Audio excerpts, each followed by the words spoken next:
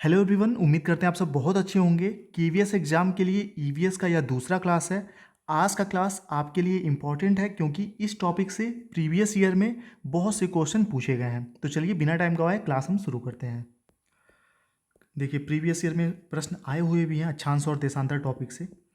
और कल हमने थ्योरी के रूप में बहुत सारी चीज़ों को अच्छे से समझ लिया था। वो आपने नहीं देखा तो नीचे डिस्क्रिप्शन में लिंक है, आप देख सकते हैं वीडियो को।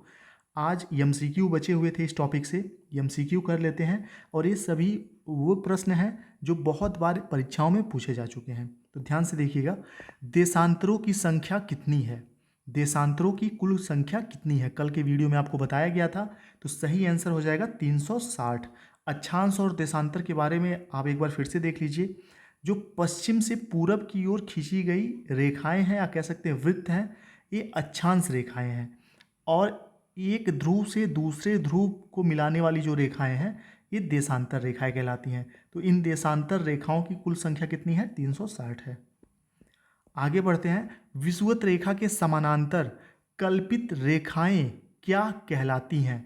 विषुवत रेखा यानी कि जिसको हम भूमध्य रेखा कहते हैं, ये पृथ्वी के बीचों बीच खींची गई यानी कि ग्लोब पर खींची गई एक रेखा है। और यह दो पार्ट में डिवाइड करती है पृथ्वी को। तो इसके समानांतर ये जो रेखाएं खींची हुई हैं, इसको क्या कहते हैं? इसको हम अक्षांश रेखा कहते हैं। चलिए, विषुवत रेखा को भूमध्य रेखा भी कहते हैं, ध्यान रखिएगा। आगे बढ़ते हैं अगले प्रश्न की तरफ। तीसरा प्रश्न है, पृथ्वी के उत्तरी ध्रुव एवं दक्षिणी ध्रुव को मिलाने वाली रेखाएं क्या कहलाती हैं?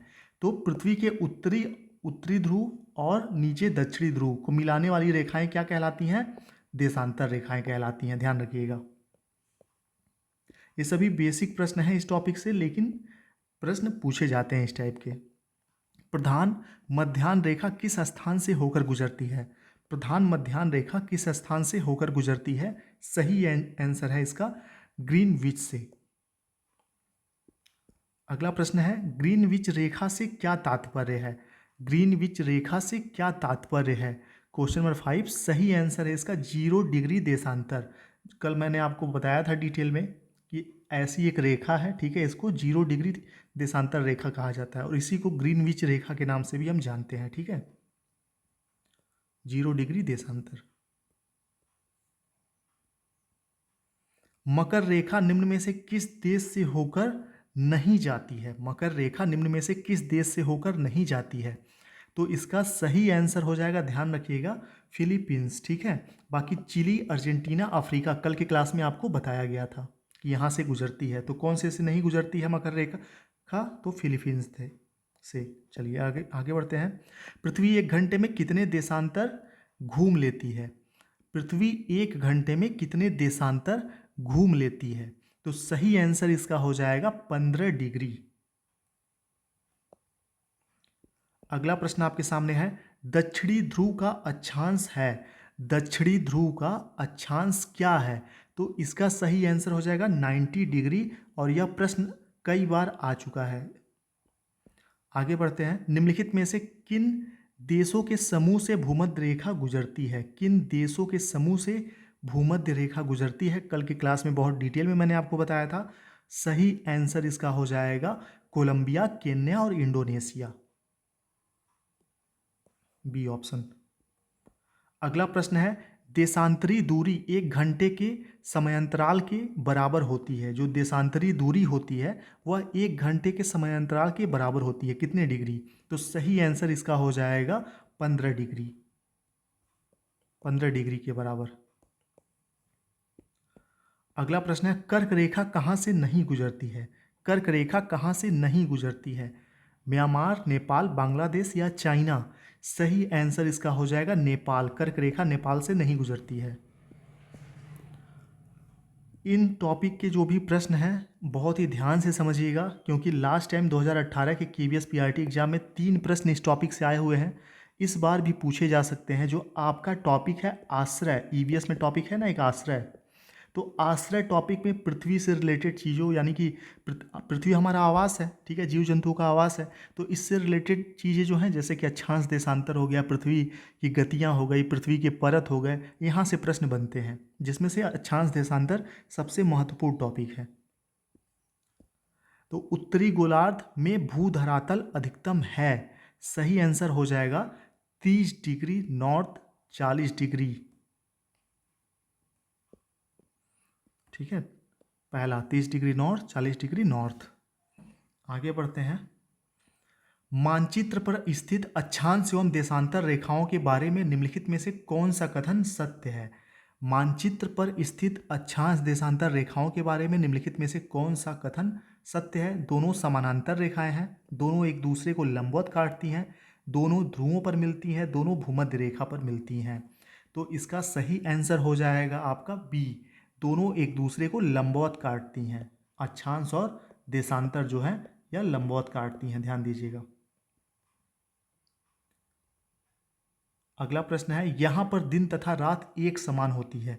कहाँ दिन और रात एक समान होती है? तो सही आंसर हो जाएगा भूमध्य रेखा पर। भूमध्य रेखा पर दिन और रात एक समान होती है। अगला प्रश्न है, निम्नलिखित नगरों में से कौन सा एक भूमध्य रेखा के सर्वाधिक निकट है? निम्नलिखित नगरों में से कौन सा एक भूमध्य रेखा के सर्वाधिक निकट है? सही आंसर आपका हो जाएगा डी, सिंगापुर। सिंगापुर भूमध्य रेखा के निकट है। ठीक है, ये जो भूमध्य आपका विषुवत रेखा है। भूमध्य रेखा निम्नलिखित में से किस देश से होकर नहीं गुजरती है? ये सभी कुछ आपको डिटेल में कल की क्लास में पढ़ाया गया था। इसका आंसर वैसे आप लोग खुद दे पा रहे होंगे आसानी से। भूमध्य रेखा निम्नलिखित में से किस देश से होकर नहीं गुजरती है? सही आंसर हो जाएगा आपका बी, मैक्सिको से। मानचित्र व ग्लोब पर पाई जाने वाली प्रतिच्छेद रेखाओं को क्या कहते हैं? जो प्रतिच्छेद रेखाएं हैं उनको क्या कहते हैं? 17 का सही आंसर हो जाएगा भौगोलिक रेखा जाल। 49 डिग्री नॉर्थ अक्षांश किस किस के बीच सीमांकन करता है? सही आंसर इसका हो जाएगा 18 का डी, अमेरिका और कनाडा। भूमध्य रेखा से उत्तर या दक्षिण किसी दिए गए स्थान की कोणीय दूरी क्या कहलाती है? परीक्षा में कई बार आ चुका है। भूमध्य रेखा से उत्तर या दक्षिण किसी दिए गए स्थान की कोणीय दूरी क्या कहलाती है? सही आंसर आपका हो जाएगा अक्षांश कहलाती है।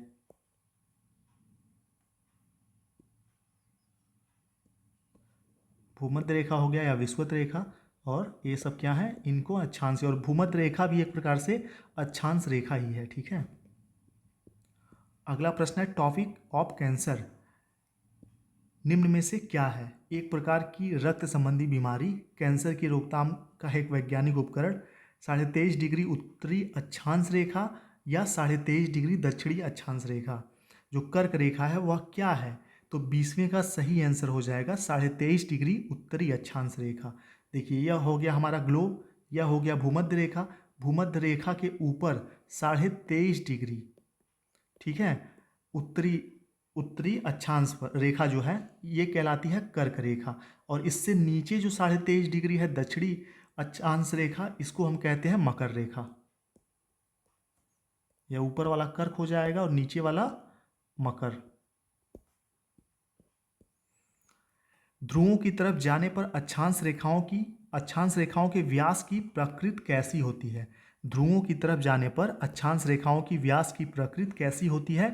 सही आंसर हो जाएगा घटता है, यह घटता है, बी ऑप्शन सही हो जाएगा। धरातल पर 1 डिग्री अक्षांश की दूरी निम्न में से किसके बराबर होती है? धरातल पर 1 डिग्री अक्षांश की दूरी निम्न में से किसके बराबर होगी? तो इसका सही आंसर हो जाएगा 111 किलोमीटर। ये सब प्रश्न बहुत ही महत्वपूर्ण है। भूमध्य रेखा के अतिरिक्त कौन सी अक्षांश रेखा पृथ्वी को 2 बराबर भागों में काटती है? यह जो है यह पृथ्वी को 2 बराबर भागों में काट रही है। इसके अतिरिक्त कौन सी रेखा है जो पृथ्वी को 2 बराबर भागों में विभाजित करती है?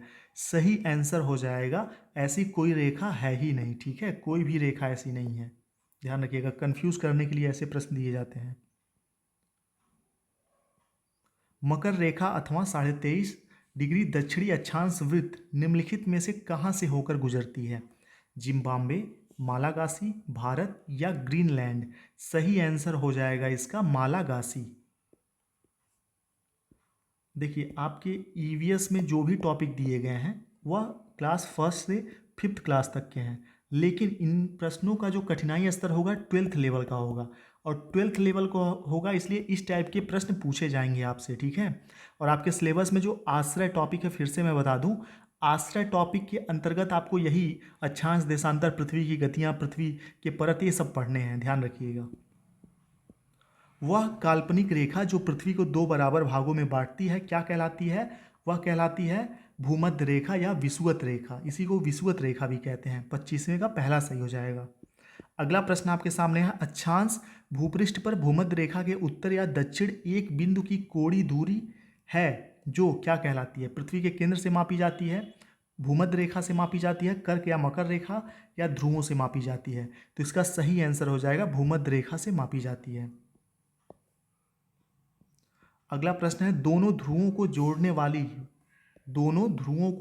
वाली उत्तरी ध्रुव और ये दक्षिणी ध्रुव, इन दोनों को जोड़ने वाली काल्पनिक रेखा जो भूमध्य रेखा को समकोण पर प्रतिच्छेदित करती है क्या कहलाती है? तो 27वां का सही आंसर हो जाएगा देशांतर कहलाती है, ठीक है। ये जो रेखाएं हैं ये सब क्या हैं?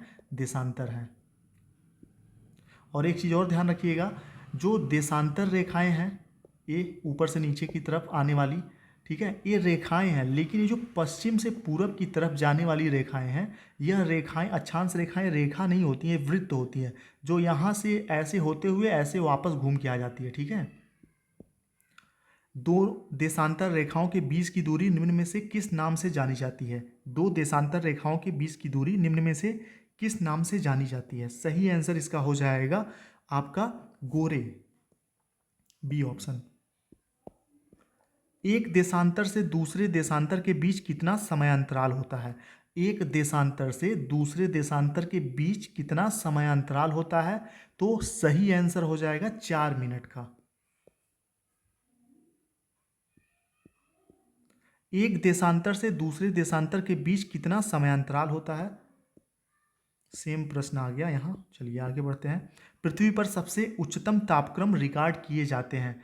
पृथ्वी पर सबसे उच्चतम हाई टेम्परेचर कहाँ रिकॉर्ड किए जाते हैं? 31 का सही आंसर हो जाएगा भूमध्य रेखा पर। अगला प्रश्न है, दो अक्षांश रेखाओं के बीच की दूरी लगभग होती है। दो अक्षांश रेखाओं के बीच की दूरी लगभग होती है कितनी? तो 32वें का सही आंसर हो जाएगा 111 किलोमीटर। पहला नहीं, माफ करिएगा, 111 किलोमीटर है, मील नहीं है। सी ऑप्शन सही होगा आपका, ठीक है, 32वें का सी। अगला प्रश्न है, 1 डिग्री देशांतर की सर्वाधिक दूरी कहाँ पर होगी? परीक्षा में कई बार आ चुका है प्रश्न, मोस्ट इंपॉर्टेंट है, इसको नोट करिएगा जरूर। तो 1 डिग्री देशांतर की सर्वाधिक दूरी कहाँ पर होगी? सही आंसर हो जाएगा विषुवत रेखा पर, यानी कि भूमध्य रेखा पर। देखिए ये आपका देशांतर रेखा हो गया, ये भूमध्य रेखा हो गया, तो आपके देशांतर रेखा पर ही विषुवत रेखा पर ही 1 डिग्री देशांतर की सर्वाधिक दूरी होती है। अगला प्रश्न है, कुल अक्षांशों की संख्या कितनी है? कुल अक्षांशों की संख्या कितनी है? 34 का सही आंसर है 180। और देशांतरों की संख्या कितनी है? 360 है। प्राचीन भारतीय भौगोलिक मान्यता के अनुसार भारतवर्ष किस द्वीप का अंग था? तो जम्बू द्वीप का, ठीक है। अगला देखिए, सर्वप्रथम इंडिया शब्द का प्रयोग भारत के किस भाषा में किया गया? तो उर्दू, ग्रीक, फारसी, अरबी। 36 का सही आंसर हो जाएगा ग्रीक भाषा। 37, भारत की मुख्य भूमि की दक्षिणी सीमा है। भारत की मुख्य भूमि की दक्षिणी सीमा क्या है? सही आंसर हो जाएगा आपका 8 डिग्री 4 मिनट।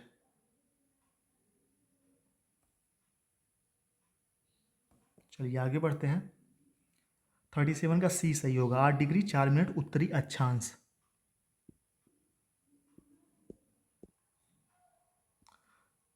38, भारतीय मानक समय आधारित है, तो इसका सही आंसर हो जाएगा सी। आगे बढ़ते हैं। भारत का प्रमाणिक समय उस स्थान का स्थानीय समय है जो स्थित है। भारत का जो प्रमाणिक समय है उस स्थान का स्थानीय समय है जो स्थित है। 39 का सही आंसर हो जाएगा इलाहाबाद के समीप। भारत का ध्रुव दक्षिणी भाग की भूमध्य रेखा से कितनी दूर है? दूरी कितनी है उसकी? तो सही आंसर इसका हो जाएगा 876 किलोमीटर, सी ऑप्शन। भारत की स्थलीय सीमा की लंबाई कितनी है? भारत की स्थलीय सीमा की लंबाई कितनी है? 41 का सही आंसर हो जाएगा डी।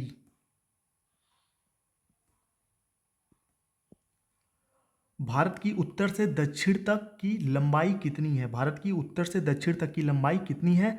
42वें का सही आंसर हो जाएगा बी, 3214 किलोमीटर। भारत की पूर्व से पश्चिम तक की लंबाई है, भारत की पूर्व से पश्चिम तक की लंबाई कितनी है? तो 43वें का सही आंसर आपका हो जाएगा ए, 2933 किलोमीटर। और ये सभी जो प्रश्न थे बहुत ही सेलेक्टेड थे एनसीईआरटी की किताबों से। उम्मीद करता हूँ आपको क्लास पसंद आया होगा। नेक्स्ट क्लास कल अपलोड किया जाएगा और पेडागोजी के भी कुछ टॉपिक बचे हुए हैं, उनको भी कंप्लीट कराया जाएगा। तो राहुल एकेडमी को सब्सक्राइब कर लीजिए। मिलते हैं आपसे नेक्स्ट क्लास में। Thank you.